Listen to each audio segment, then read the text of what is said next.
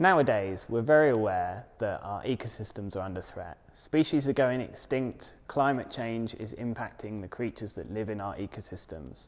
And we recently discovered that these ecosystems might collapse faster than you would think.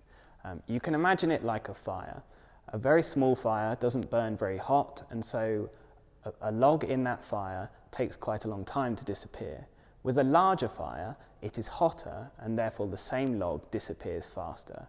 The same relationship is happening with our ecosystems. So very large ecosystems, such as the Amazon rainforest, would disappear within about 50 years. This is obviously very alarming, and it means that governments and charities will need to be prepared to act the minute we think these tipping points are occurring in order to try and save these precious natural areas.